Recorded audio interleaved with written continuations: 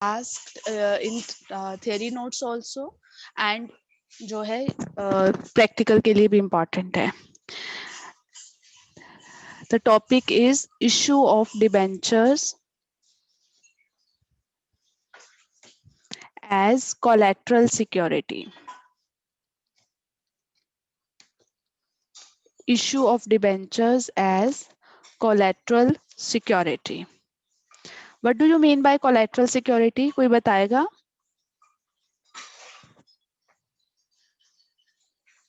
What is collateral security? When हम we जब loan लेते हैं तो हमें बैंक के साथ एक कोलैटरल रखना होता है in case we don't pay the loan, so they have it as the security that we'll pay the loan. Yes, very right. So collateral security is like mortgaging. जब हम whenever we take loan from the bank, so we have to give some security in addition to the principal security. एक main security तो हम रख देते हैं, जैसे हमने कोई लैंड रख दी, बिल्डिंग रख दी, और उसके अलावा अगर जो हमें एक्स्ट्रा एडिशनल सिक्योरिटी रखनी पड़ती है, उसके लिए हम डिबेंचर्स इशू कर सकते हैं, right? So collateral security basically means additional security, secondary security rather, secondary security in addition to principal security.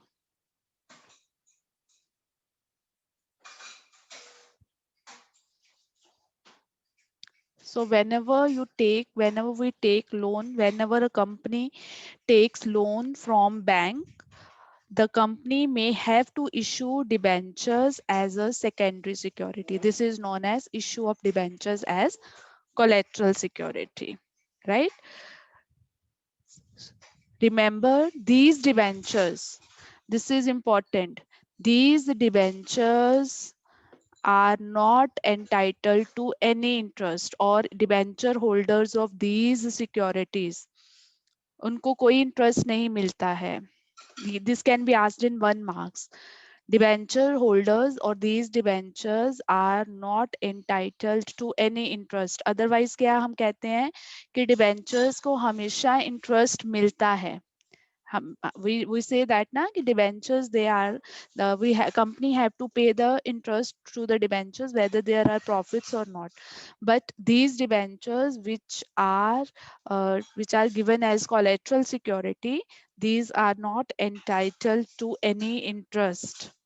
And if default is made, if the company is defaulter, जैसे अभी शौर्य ने बताया, if the company is defaulter, bank can recover its loan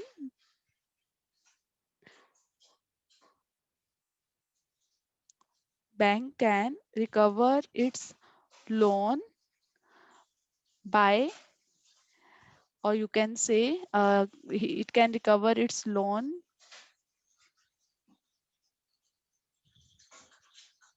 by claiming the rights of debenture holder.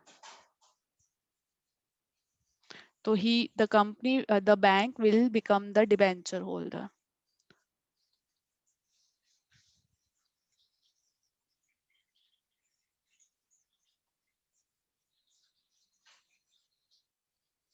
Now who left the meeting?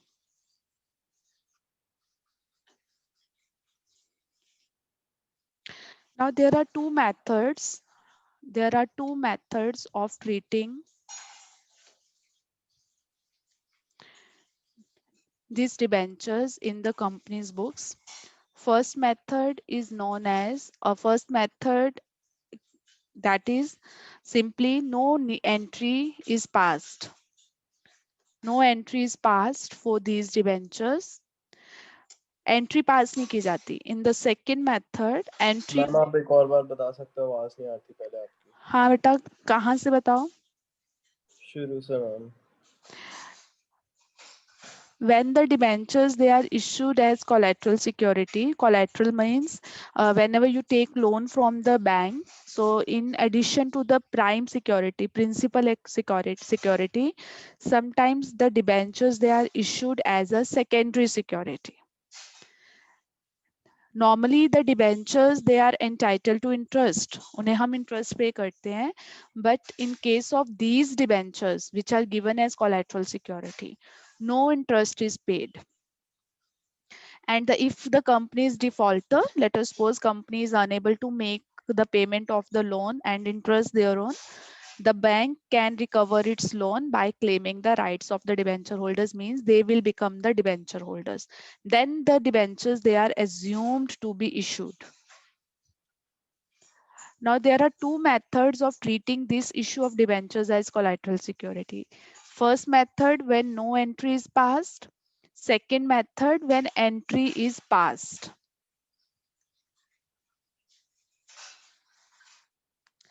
So first method में, when you take loan from bank, what is the journal entry for this? When the loan is taken from bank, normal entry क्या होती है? When you take loan from bank,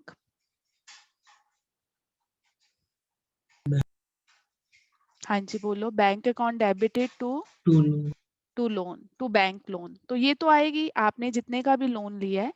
let us suppose कि आपने you have taken loan worth ₹2 lakh, तो 2 लाख की आपकी ये journal entry आ जाएगी. दोनों केसेस में आएगी. अगर आपको बोला गया एंट्री पास करनी है तो भी आप ये एंट्री पास करोगे, अगर नहीं बोला गया तो भी एंट्री पास करोगे, क्योंकि ये लोन की एंट्री है. तो लोन की एंट्री तो आपकी बुक्स में आएगी. तो let us suppose the company has taken a loan worth ₹2 lakh, right? And you all know that the security amount is always more than the loan amount. तो अगर कंपनी ने 2 लाख का लोन लिया है तो वो ये assume मान लेते हैं कि 25,000 debentures 2500 debentures of 100 each issue कर दिए as collateral security. 2500 debentures of 100 each are issued as collateral security. Now, in the first method, when no entry is passed, तो इन debentures की कोई entry नहीं आएगी. There won't be any entry for this. But in the second method, जब आपने ये entry जब आपने ये सेकंड मेथड में इसकी आपको एंट्री पास करनी पड़ेगी और वो एंट्री बन जाती है debenture account debit, debenture suspense account debit to debentures account. मान लो 12% डिबेंचर्स हैं तो टू 12% डिबेंचर्स, तो उस केस में आप 2,50,000 के डिबेंचर्स की एंट्री पास कर दोगे. So in the first method the loan is taken, loan की एंट्री डाल दी, बट ये जो हमने डिबेंचर्स को एज अ कोलेटरल सिक्योरिटी रखा है उसकी कोई एंट्री नहीं आएगी. But in the second method loan की एंट्री भी डालेंगे और जो हमने डिबेंचर्स को एज अ सिक्योरिटी रखा है उसकी एंट्री भी डालेंगे. अब जब हम बीइंग लिखेंगे तो अगर आप फर्स्ट मेथड में बीइंग लिख रहे हो तो ऑब्वियसली आप इसमें ही आप ये शो करोगे कि हमने कितने के डिबेंचर्स को एज अ कोलेटरल सिक्योरिटी दिया है. तो being loan taken from bank and 2,50,000 debentures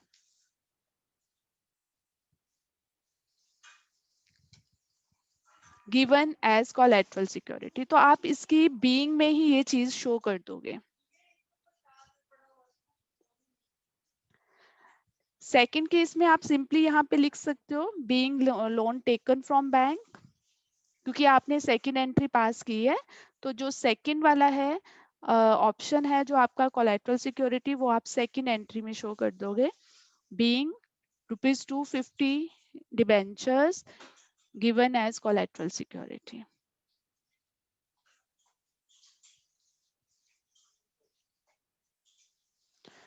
Right? So in the first method only loan entry will be there. In the second method जितने आपने debentures as a security रखे हैं उसकी journal entry भी आएगी और वो है debentures suspense account debited to 12% debentures. Note down करो, फिर इनकी इसकी प्रेजेंटेशन भी आती है बैलेंस शीट में, इसको कैसे प्रेजेंट करना है. Now presentation in balance sheet, क्योंकि आपको जब भी क्वेश्चन आएगा आपको साथ में ये भी बोला जाएगा कि how these will appear in balance sheet. तो फर्स्ट केस हो या सेकंड केस हो, बैलेंस शीट तो सेम रहेगी। जैसे हमने उसमें किया था extract of balance sheet share capital वाले टॉपिक में, वैसे यहाँ पे भी एक्सट्रैक्ट बनेगा एज ऑन 31 मार्च, जो भी आपकी गिवन डेट होगी। Particulars, note number 31st March, whatever year is given to you.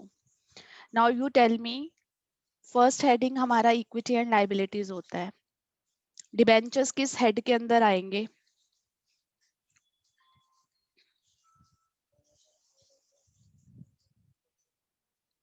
Debentures किस हेड के अंदर आते हैं?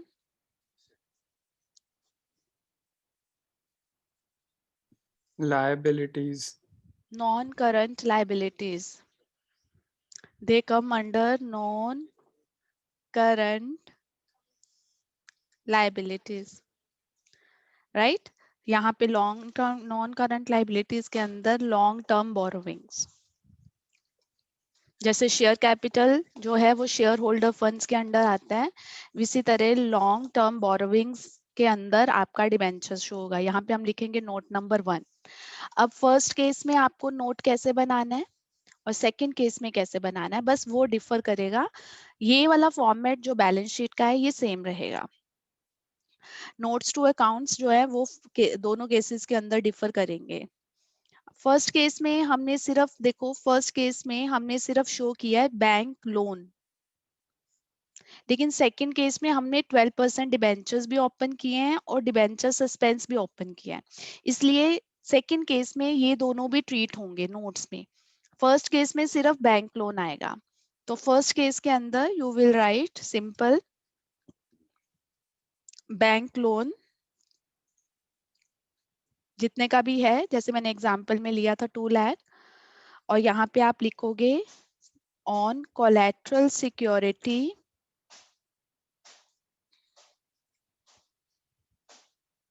Of debentures. अगर आपको नंबर गिवन है प्रॉपर नंबर लिखना है। 12% डिबेंचर्स ऑफ ₹2,50,000, तो you have to mention this. तो आपका जो अमाउंट कॉलम में सिंपली 2 लाख आ जाएगा। बट सेकंड केस में बिकॉज आपने 2 अकाउंट्स और ओपन किए हैं, तो सेकंड केस में आपको उन 2 अकाउंट्स को भी ट्रीट करना है। तो वो हम कैसे करेंगे? सेकंड केस में नोट नंबर 1 लिखेंगे 12% डिबेंचर्स 2,50,000 लेस इसी में से डिबेंचर सस्पेंस। तो ultimately the effect will be nil, effect will be nil, but you have to show it. जितने के डिबेंचर्स इशू किए हैं उसमें से लेस डिबेंचर सस्पेंस 250, तो effect will be nil. After that you will write bank loan, same वैसे ही जैसे ये लिखा है ऑन कोलैटरल सिक्योरिटी ऑफ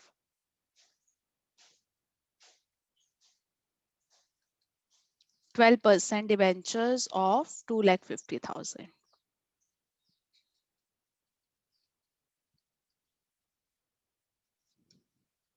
तो दोनों केसेस में जो आपका नेट अमाउंट है वो 2 लाख ही आएगा।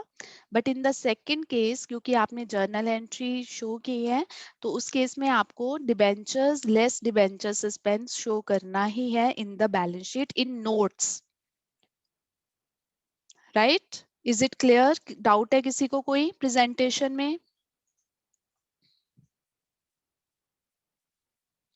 एनी डाउट किसी को प्रेजेंटेशन बैलेंस शीट की?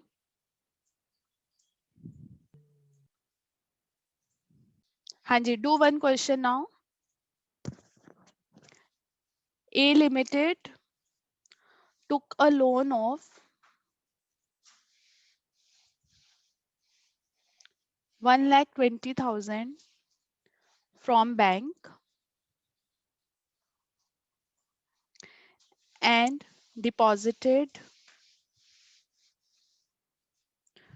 1400, sorry,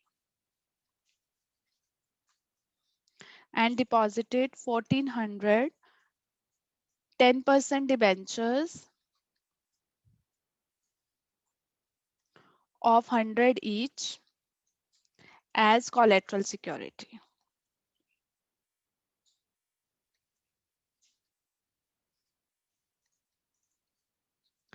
Company again took a loan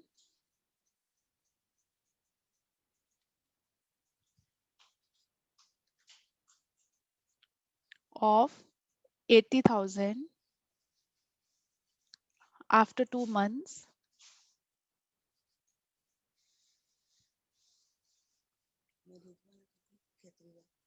After 2 months and deposited 1,000 10% debentures. अच्छा, यहाँ पे आप 10% की बजाय 12% लिखो.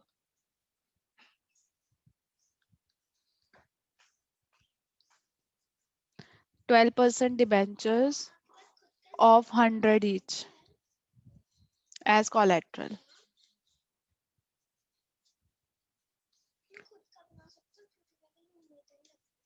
Pass journal entries and show how these will appear in balance sheet. Pass journal entries and present them in balance sheet.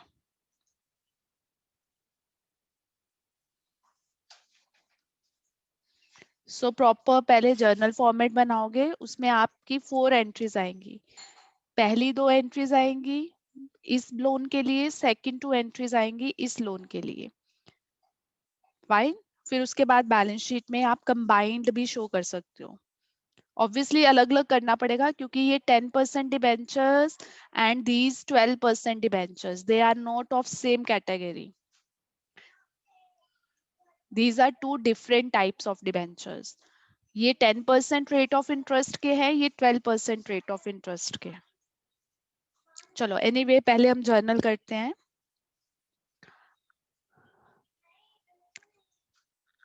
हाँ जी, at the time of first loan.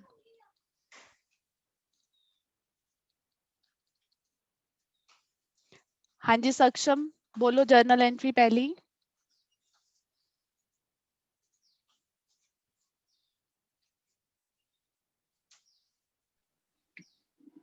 Mom, bank to bank loan, amount 1,20,000.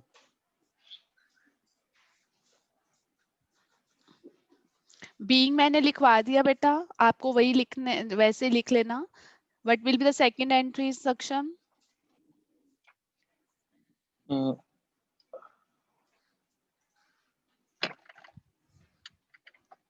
Mom, deposited वाली होगी. हाँ, तो mom इसकी होगी.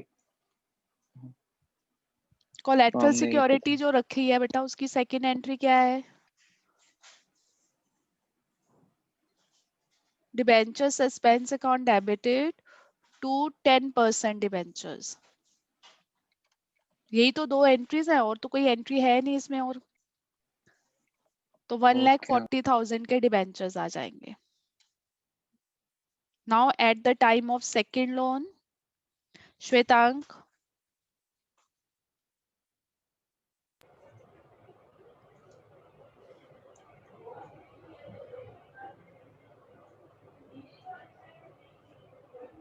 हाँ जी Shwetank.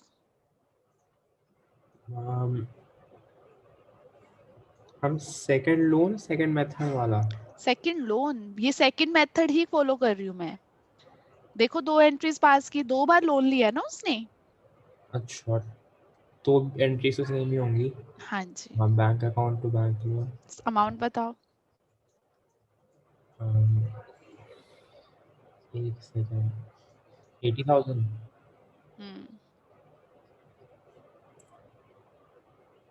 Second second में debenture suspense account to 12% debentures. Right. Amount इसमें अमाउंट होगा um,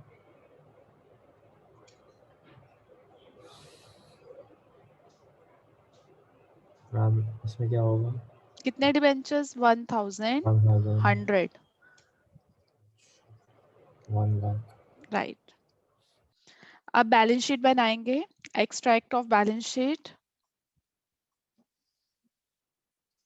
तो वो आप बैलेंस शीट का फॉर्मेट बनाओ। Equity and liabilities,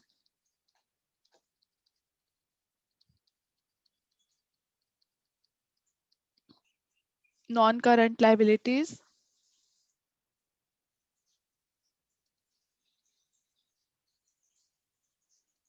long term borrowings.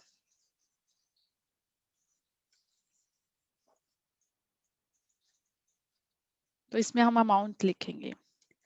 Notes to accounts, Kushagra.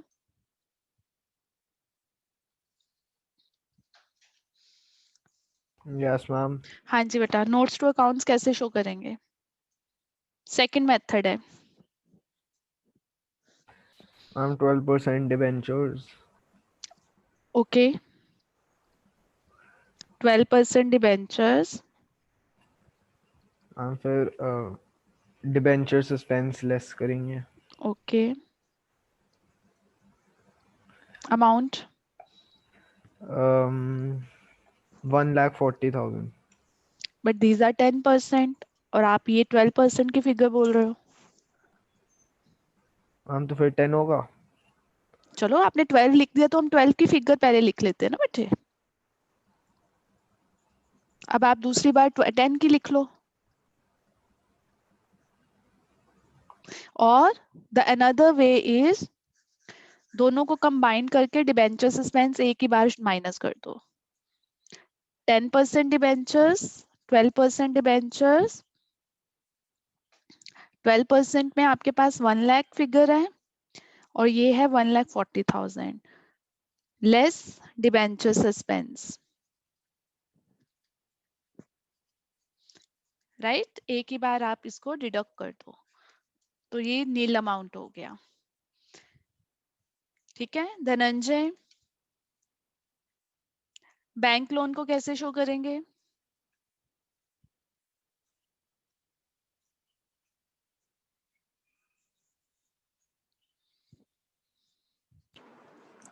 uh, 2 lakh लिख देंगे।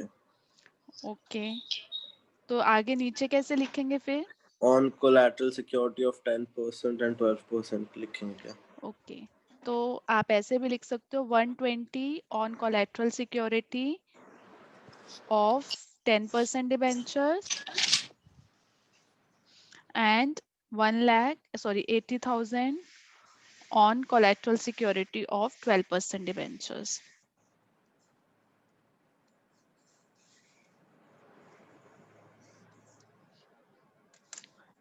मैम बस 1 मिनट दिखा दो। हम बैलेंस शीट में कौन सा फिगर डालना है?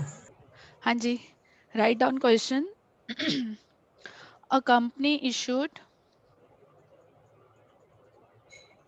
debentures of rupees 1 lakh. Now here rupees word is written. So please don't multiply it again by 100. Which were issued as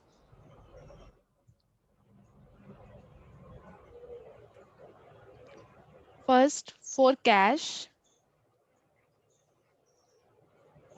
at 90% और नॉमिनल वैल्यू है उसकी 50,000. Face value is 50,000 but they were issued at 90% for cash. Second, for creditor for rupees 20,000.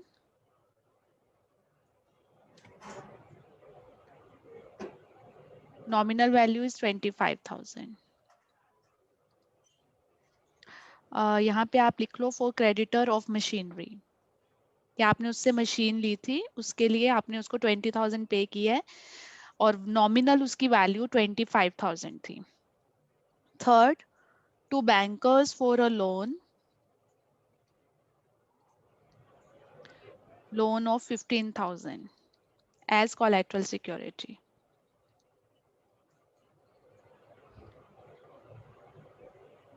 तो bankers को हमने 25,000 nominal value के debentures दे दिए। Loan है 15,000 का, उसके लिए 25,000 के डिबेंचर्स दे दिए। Pass journal entries. This is again an important question.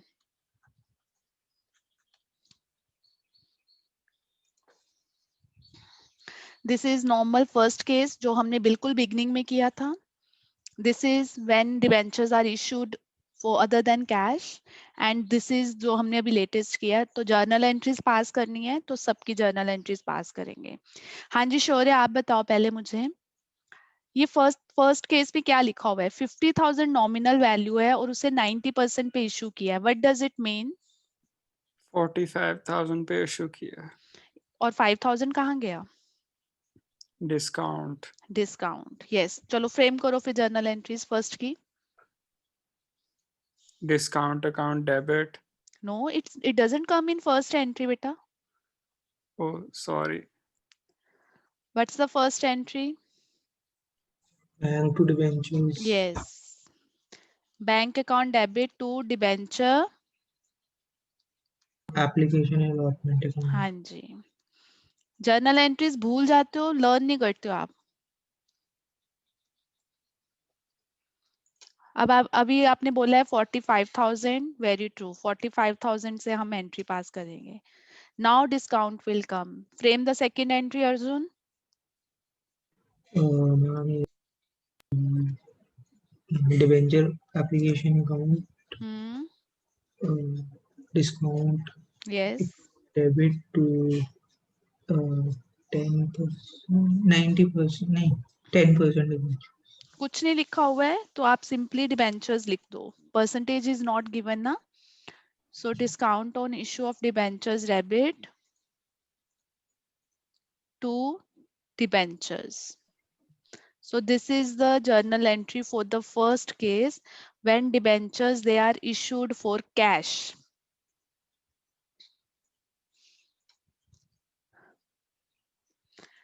हाँ जी, for the creditor of 20,000 machinery. शौर्य फिर से बोलो second की entry. Now I hope the entry should be correct. This is Creditor other than account cash. debit to debenture application. Vendor वाले में 2 entries आती हैं बेटा। Yes ma'am. हाँ जी, तो दोनों बताओ। पहले machinery account debit to vendor amount 20,000। Right, then vendor account debit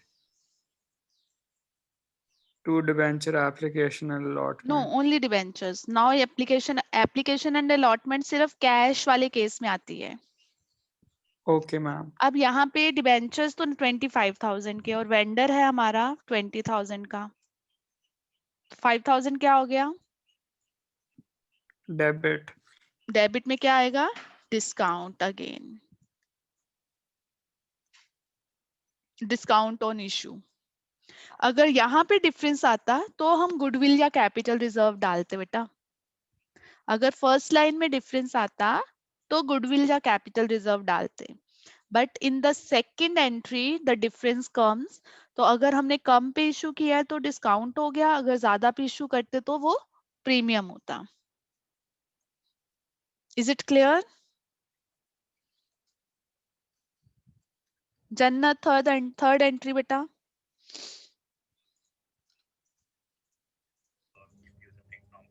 ma'am इसमें ये वाला होएगा bank debit to bank loan. Yes,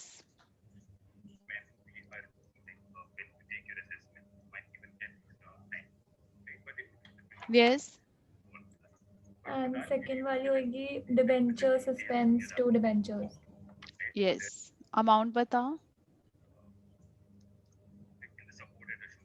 first वाली में 15,000 जाएगा एंड सेकंड वाली में 25 आई थिंक। यस। अब इसमें हमें ये नहीं देखना कि ये अमाउंट डिफर कर रहे हैं, क्योंकि डिबेंचर जो हम कोलैटरल रखेंगे वो तो हमेशा ही ज्यादा होगी। ठीक है, राइट? हाँ जी वरुण, कुछ और बचा इन एंट्रीज में? Please all of you please have a look. कोई एंट्री रह गई है, आपको लगता है कोई एंट्री आनी चाहिए, पेंडिंग है?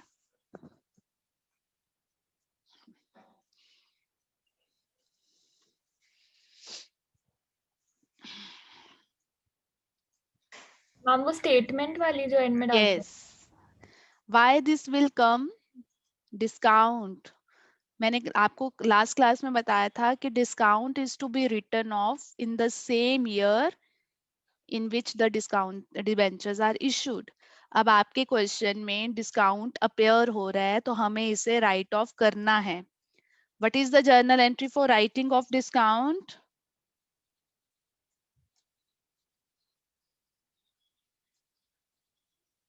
वरुण, हम ये क्यों कर रहे हैं?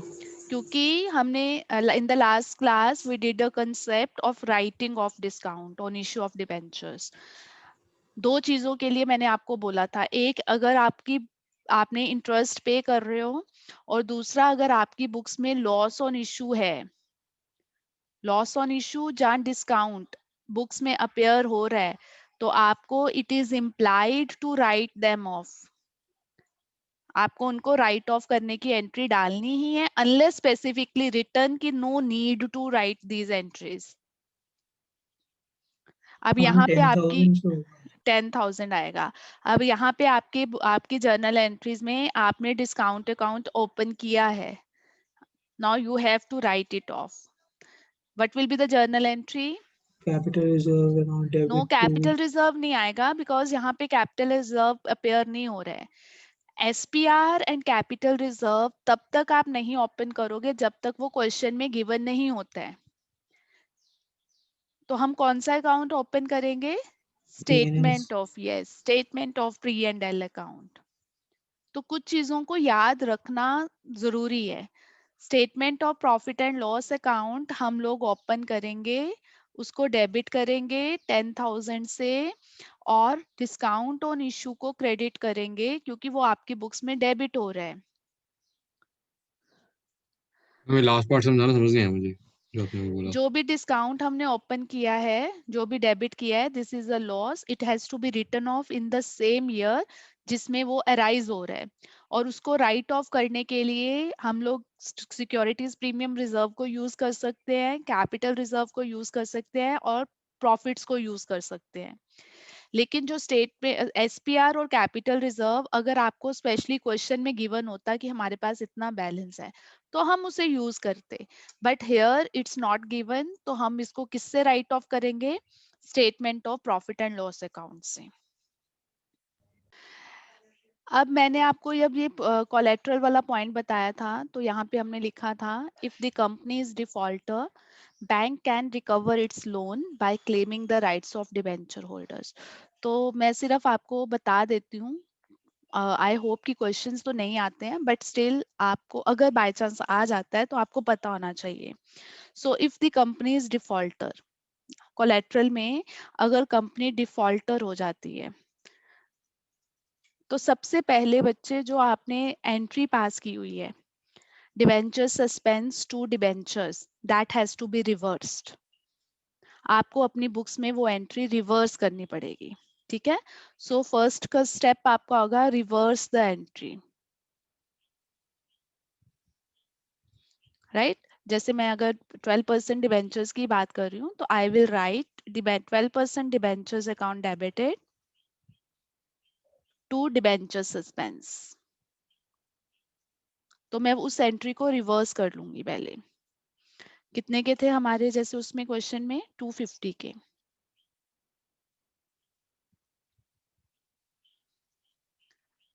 अब एंट्री रिवर्स कर ली, अब बैंक ने तो अपना लोन रिकवर करना है, तो बैंक कैसे रिकवर करेगा? कन्वर्ट करके। द कन्वर्जन हम करेंगे, conversion of debentures as collateral into issue debentures. Basically हम क्या करेंगे, हम इन डिबेंचर्स को अब डिबेंचर्स को इशू कर देंगे अगेंस्ट द बैंक लोन. तो बैंक लोन अकाउंट डेबिट,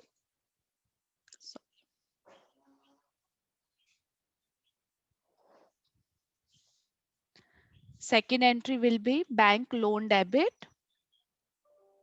जैसे मान लो बैंक लोन मेरा था 2 लाख का. अगर कोई आउटस्टैंडिंग इंटरेस्ट भी है लोन के ऊपर अगर आपको बुक्स में क्वेश्चन में गिवन है तो हम वो भी लिख लेंगे और उतने के ही हम डिबेंचर्स इशू कर देंगे. अब उनको लेट अस सपोज अगर मैं सोचती हूँ कि मेरे पास 20,000 का इंटरेस्ट था तो 2,20,000 के debentures will be issued to the bank against the loan. So these will be the journal entries if the company is defaulter. अगर आपको क्वेश्चन में दिया है कि हमने डिबेंचर्स इशू किए थे as a collateral but the company is unable to make the payment of loan in time, so इस केस में the bank exercised the option और उसमें उसने whatever rights are there, तो वो राइट्स के लिए हम पहले एंट्री रिवर्स करेंगे. फिर जो कोलेटरल होगा डिबेंचर्स को उसको हम एक्चुअल डिबेंचर्स में कन्वर्ट कर देंगे. Is it clear? मैम आप मैं एक बार आपको आउटलाइन बता दूं हमने कौन कौन से पॉइंट्स किए हैं एंड आई होप आप सबने वो नोट्स लिखे हैं. सबसे पहले हमने किया था issue of debentures at par, at premium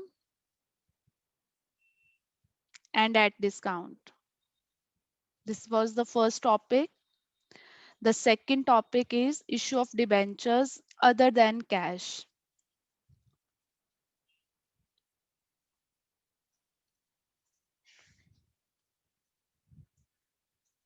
This was the second topic. The third topic we did was interest on debentures. The fourth one is writing of loss on issue of debentures.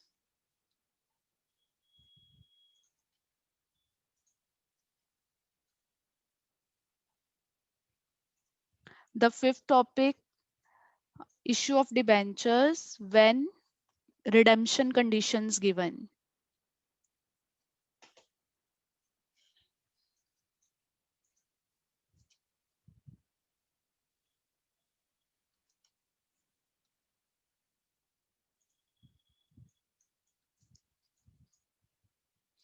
And the last topic is issue of debentures as collateral security.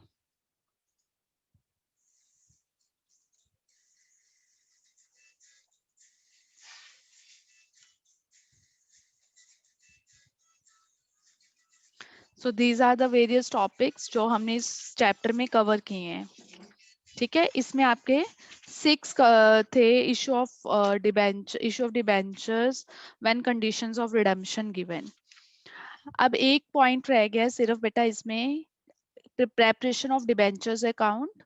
और एक question जो था वो CBSE में आया था I think 2-3 years back. वो एक क्वेश्चन मैं करवाऊंगी that we will do in Monday's class only and that will be the last topic of this chapter. Now you have the books, please revise this chapter. कोई भी doubt किसी को आता है तो please clear me. After that I will start with the cash flow statement, right? और हाँ जी, जो राइटिंग ऑफ लॉस और एक और टॉपिक आपने जो करवाया था मैंने वो मिस करी थी, तो आपको उसकी वीडियो है तो वो भेज देना प्लीज. कौन सा बेटा? राइटिंग ऑफ लॉस का? राइटिंग ऑफ लॉस वो वाली क्लास मैंने मिस करी थी जिसमें आपने वो 2-3 एंट्रीज करवाई थी बीच में. ये रिडम्पशन वाला जो I क्लास think आपने मिस हाँ. की थी? ठीक है बेटा, हाँ. I will check, I will send you. Okay, no problem. और बच्चे प्लीज बाकी भी सब ये देख लो, सबके पास ये नोट्स हैं? नहीं है तो प्लीज आस्क मी, मैं सेंड कर दूंगी जो भी टॉपिक आपने किसी ने लिखा नहीं है तो. ठीक है. And Wednesday you will have the test of proportionate pro rata allotment of shares, right? Ma'am आप पीछे कर सकते हो? हाँ बच्चे, श्योर.